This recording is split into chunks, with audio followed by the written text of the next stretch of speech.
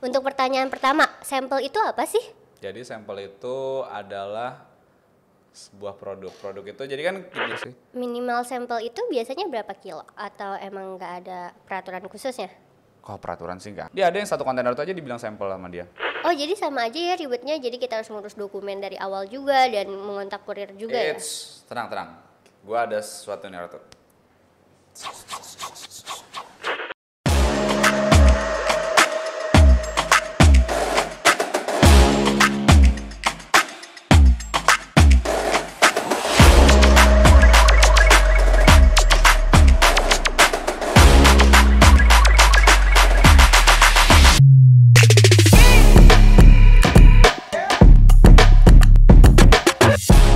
Selamat datang di Mr. Eksportir. Kembali lagi di Export Talk bersama saya Ratu Davina Adelia Darmawan dari Divisi Forwarding dan rekan saya. Saya Zidni Wisdan dari Divisi Forwarding.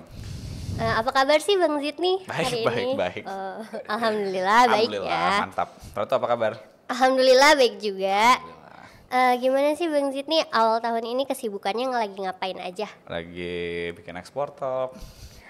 Iya baik. Bener gak gue? Iya benar-benar. Sama sekarang lagi ini sih karena awal tahun lagi atur-atur target sampai selama tahun 2022 gitu. Emang targetnya itu apa aja sih untuk di tahun 2022 ini? Buat 2022 sih yang pasti jadi pribadi yang lebih baik ya. Ya amin. Semua harus gitu Ratu. Iya. Nah, selain itu dari Mr. Exporter sendiri banyak sih benar targetnya dari yang ya biasalah dalam segi jumlah shipment lebih banyak, jumlah customer lebih banyak dan juga kita tahun ini ada rencana mau buka project-project impor. Gitu. Gimana sih kalau targetnya itu nggak tercapai di tahun ini? Apa yang akan dilakukan? Ya paling kita review dari targetnya itu apakah kitanya yang kerjanya kurang atau emang targetnya yang nggak make sense buat dicapai gitu. Ntar kita review lagi sih gitu. Baiknya gimana? Di Export Talk kali ini kita akan membahas bagaimana sih cara pengiriman sampel atau paket kecil untuk ke luar negeri. Nah, untuk pertanyaan pertama, sampel itu apa sih?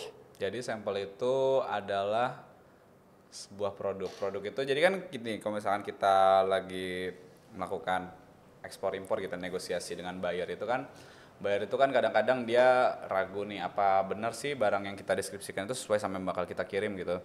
Nah, sampel itu adalah produk contoh dari produk yang akan kita kirim.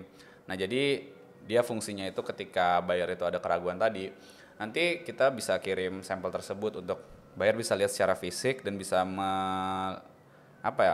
menyentuh terus langsung dirasain sama dia ternyata ini barangnya benar nih kayak gini gitu.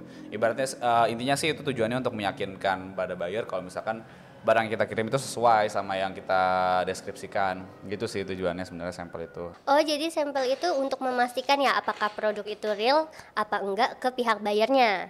Betul Iya, tidak? termasuk itu. Emang itu sih tujuan utamanya juga. Dan untuk pengiriman sampel itu wajib atau enggak sih?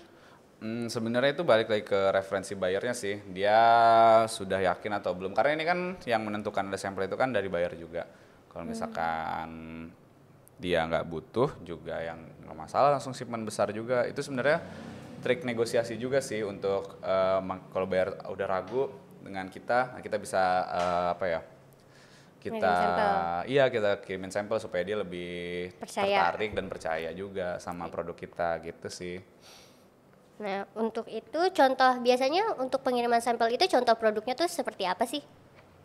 Contohnya sih hampir semua produk yang kita kirim pasti ada sampelnya sih, kayak misalkan dari mulai barang agrikultur kayak kopi sampai rempah-rempah, terus juga industri kayak liquid vape, itu semua sebelum dia shipment yang besar, dia pasti kirim sampel-sampelnya dulu. Nah, itu juga ya contohnya ya pasti dalam jumlah yang lebih kecil daripada shipment yang sebesarnya itu. Gitu sih. Minimal sampel itu biasanya berapa kilo? Atau emang nggak ada peraturan khususnya? Kok peraturan sih nggak ada sih, tergantung permintaan aja. Tergantung permintaan bebas aja, mau dia kirim 10 kilo, 1 kilo itu masuk sampel. Tapi ada juga yang barang yang dia emang satu shipment itu besar kayak beberapa kontainer, dia ada yang satu kontainer itu aja dibilang sampel sama dia. Itu ada juga yang kayak gitu, macam-macam jadinya.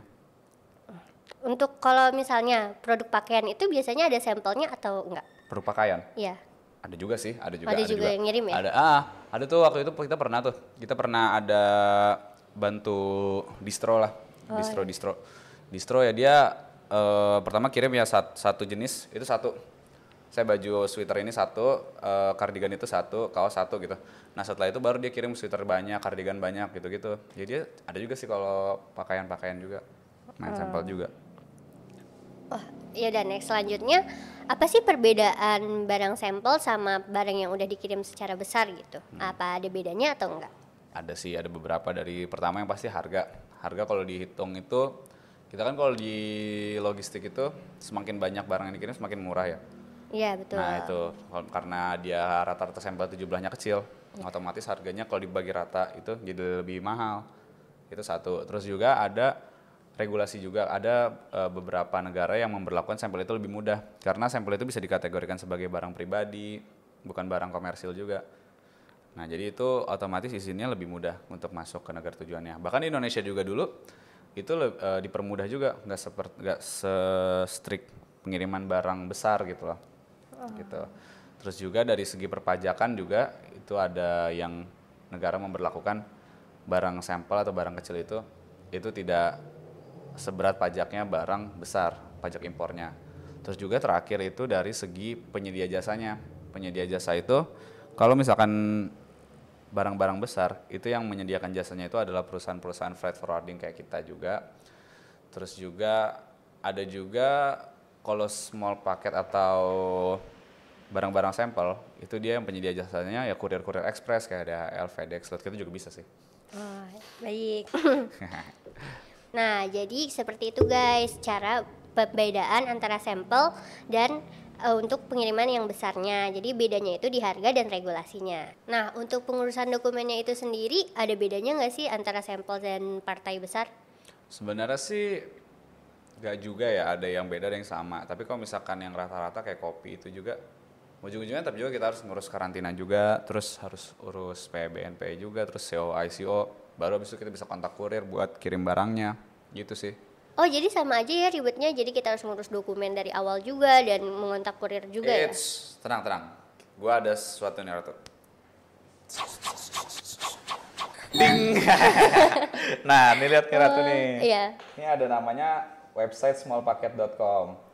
Nah, di sini tuh kita bisa booking kurir ekspres langsung dan di sini juga tersedia nih layanan untuk mengurusi dokumennya kayak tadi karantina, PBNPE sampai juga CO ICO. Jadi kalau lo misalkan mau ngirim sampel atau kirim barang kecil, langsung aja ke sini, langsung diurusin semuanya. Maksimalnya itu berapa sih maksimal beratnya? Kalau sampai sekarang dia maksimalnya 30 kilo, tapi kalau misalkan mau kirim di atas itu bisa langsung chat aja nih di sini. Yo, udah ada fiturnya ya? Ada dong. Nah, untuk cara pemakaian web ini gimana sih? Nah, kalau mau tahu cara pemakaian website ini, simak video berikut ini. Cara booking pengiriman di Small Packet. Buka website smallpacket.com. Isi detail pengiriman meliputi kategori barang, jenis barang, negara tujuan pengiriman, serta berat dan dimensi barang. Klik dapatkan harga yang terbaik, klik pada kurir yang kamu pilih. Pastikan data pengiriman kamu sudah benar dan lengkapi yang belum terisi.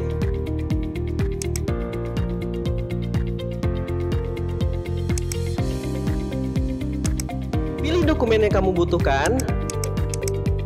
Kamu juga bisa request packaging, cek ringkasan transaksi kamu. Setelah itu pengiriman kamu akan diproses oleh admin. Kamu juga bisa memantau proses pengiriman kamu di sini. Small Packet, ekspor mudah dan murah. Nah gitu guys caranya. Gimana? Gampang kan? Ratu ngerti nggak? Ngerti sih, jadi lebih gampang ya untuk menggunakan aplikasi dari Small Packet itu. Yo, betul sekali. Nanti aku coba deh di rumah. Bener ya? Iya. Oke. Nah, buat kalian yang pengen tahu tentang info lebih lanjut tentang Small Packet, dapat mengunjungi web kami di smallpacket.com. Dan yang mau tahu tentang info mengenai Small Packet ada di sosial media TikTok, Instagram, namanya smallpacket.com. Smallpacket.com. Nah, untuk kalian yang pengen belajar ekspor lebih lanjut, jangan lupa ya untuk menonton video selanjutnya. Dan maka dari itu jangan lupa subscribe dan aktifkan loncengnya. Dadah! Bye.